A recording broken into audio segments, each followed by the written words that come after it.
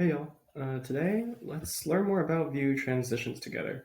I'll explain the fundamentals of Vue transitions and then walk you through using those transitions to create a cool modal in Vue.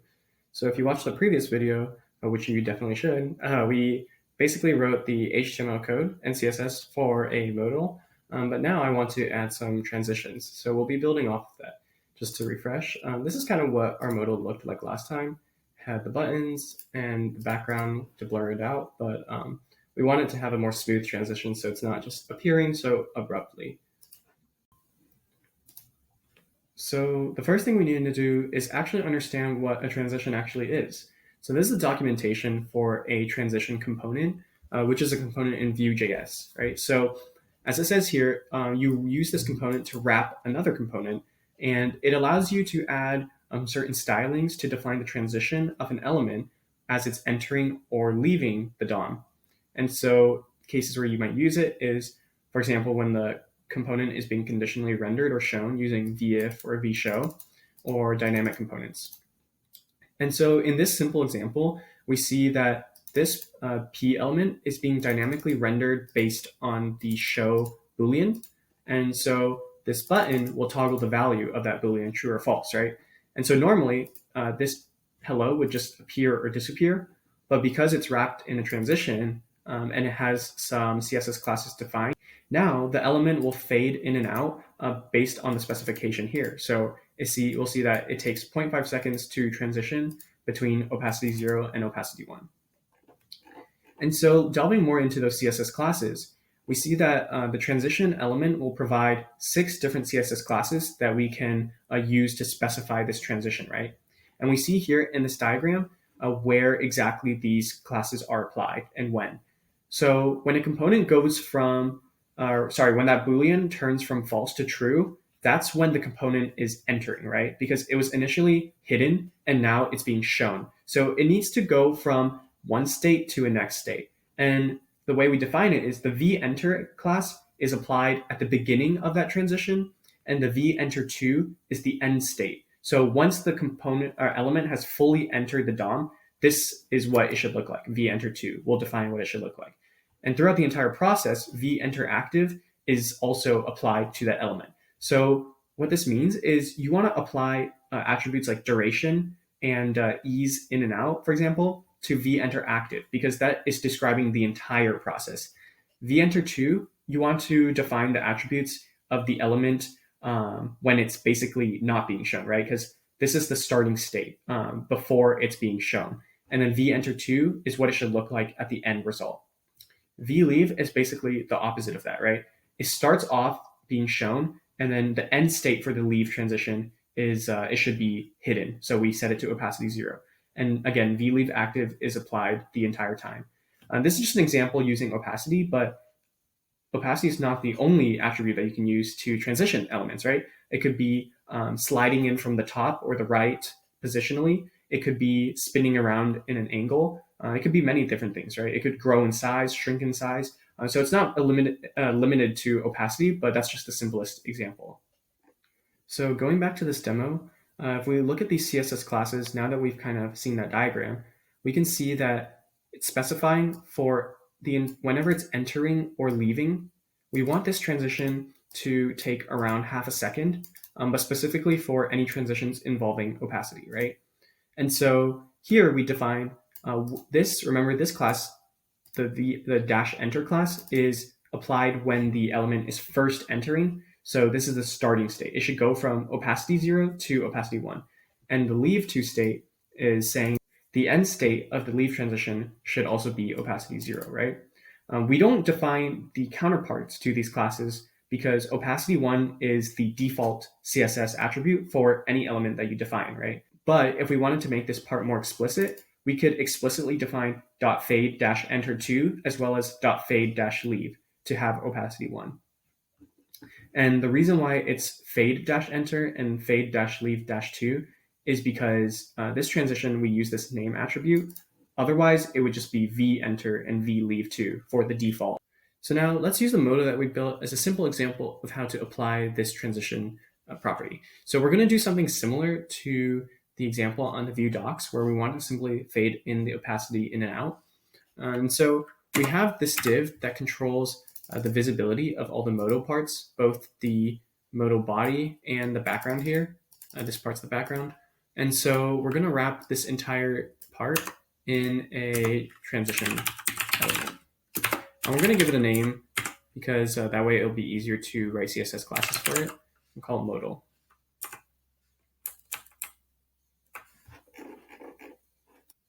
Then down here, we're going to define our scope CSS, and we're going to do several classes. Modal leave active, enter active, and here we're going to apply some general, remember these classes apply to the element across the entire length of the transition. And so here we want to define things like the duration. So this is a Tailwind CSS shorthand. I'm using Tailwind CSS, and they have some utility classes. This one just means it applies a transition duration of 200 milliseconds. And we're going to add this one, which just means to enable all transitions, all types of transitions, whether it's opacity, length, color, etc. Then we're going to want to create the classes that define the state of the element. So when the element is first entering, and as well as the end leave state, right? So by default, remember, elements have opacity 1, so we don't need to define the counterparts for these, but we could to be explicit, but here I'm not. Here we're just going to apply opacity 0.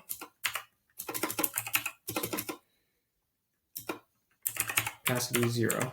And what this means is just when the modal is when it's first about to enter, it will have an opacity of 0. So it will transition from opacity 0 to 1 in around 200 milliseconds. And then when it's leaving, the end state is going to be opacity 0. So it will go from 1 to 0 in 200 milliseconds when it's leaving. So we'll save this. And now let's look at our example.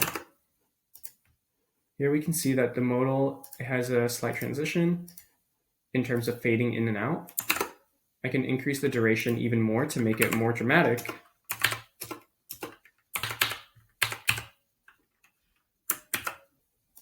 And so you can see here it's transitioning. Okay, so I decided I want to add a bonus example just to illustrate maybe a more complex case of using transitions. And so in this case, I just built this simple carousel, image carousel. And as you click through, it cycles through images. I only have 2 right now. But obviously this is not how a normal carousel would work. We want it to have some transition, maybe some fade in effect. I'm going to try to make the photo slide kind of to the left and have the next photo slide in from the right, so to speak. And so I'll show you how to do that. First, let me show you the code for this carousel. It's pretty simple. We just have 2 buttons besides the carousel body, which houses the image here. And we have this array of the photos with the sources, and we have an active photo ID. And so next photo and previous photo kind of just either +1 or -1 to this index, and making sure to cycle around the length of the array as accordingly. Here we do the modulus of the length. So that's basically the code for it. We have some simple CSS. We use relative positioning on the body so that we can position the image inside absolutely relative to the carousel body. We've defined the width and height here, and just made the carousel image stick right to the top left corner of the carousel body. And yeah, that's pretty much it for this code. Is pretty simple. So we want to add a transition, right? And so, like I said, we want to transition the images as they change. So I'm going to add a transition element here and call this name carousel. So that way we can transition this image as it changes, right?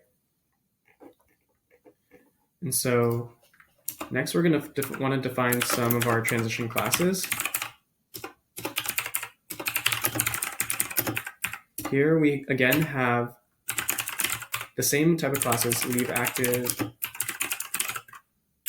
enter active. And again here we're going to apply the usual, we're going to do a longer duration here, and you'll see why in a second. We're going to again apply transition so that it'll transition on all the different types of transitions. And we want to define enter and leave active. This time, however, last time we defined these two together, right? Because last time the enter state and the end leave state were the same, right? It starts off at opacity 0, goes to opacity 1, and then when it leaves, it starts at opacity 1 and ends up at opacity 0. But in this case, we want the image leaving to move towards the left, but we want the image entering coming in from the right side. So we're actually going to have to make these two states kind of different. The enter state, we want it to come in from the right. So we're going to apply this thing called translate x. And this is Tailwind CSS.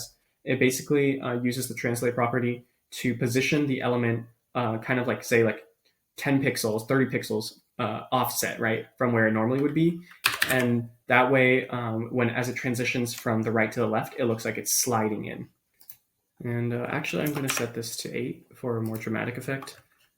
And we also need to apply this transform class. What this does is kind of similar to why we add transition here, is we need to like kind of turn it on, like enable transformations on this element.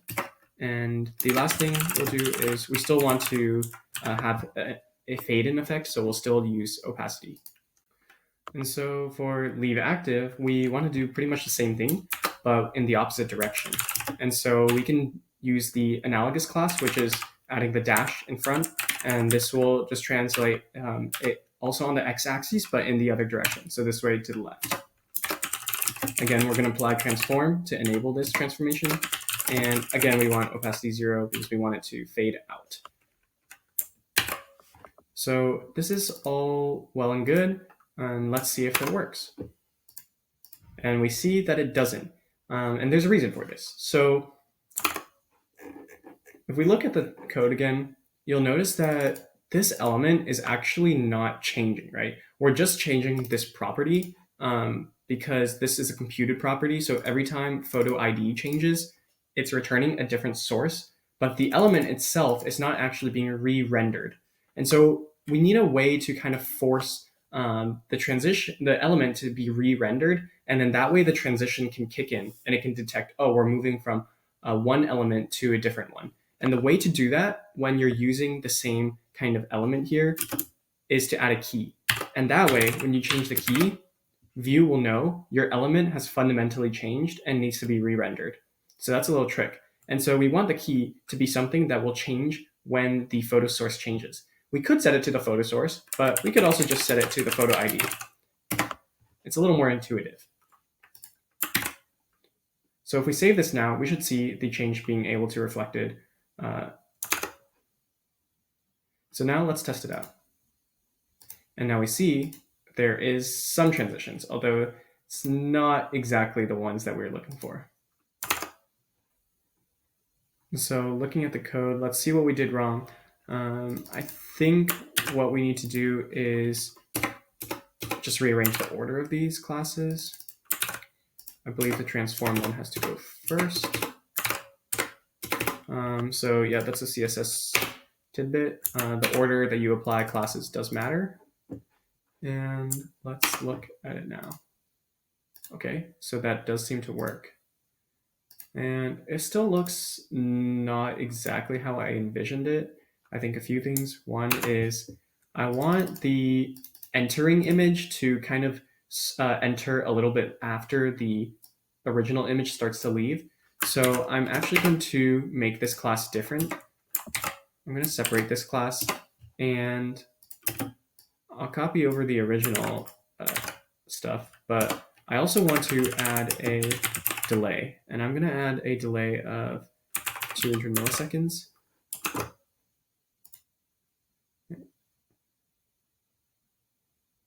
So let's see if that did anything.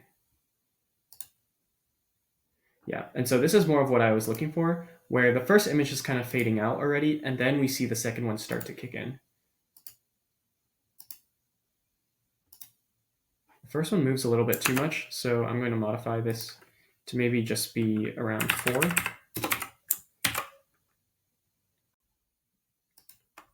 And yeah, so now that looks pretty good to me. Obviously, this is really subjective, and you can customize this however you want to. Looking at the code, just to review, so in this case, we wanted the entering transition and the leaving transition to look different. So we can define each of these classes separately, as opposed to in the previous example, they were just sharing the same CSS attributes, basically. And so this concept of creating unique enter versus leave transitions can be applied to many different scenarios. So that's about it for this video, and hopefully y'all learned some more about Vue transitions. This is by no means comprehensive, and there's definitely a lot of cool things you can do with combining the Vue transition with things like the Tailwind CSS classes, or even your own custom CSS classes. And so if you enjoyed this type of content, be sure to let me know by liking and subscribing so you can stay up to date on future videos that I release. So thanks for watching, and I'll see y'all next time.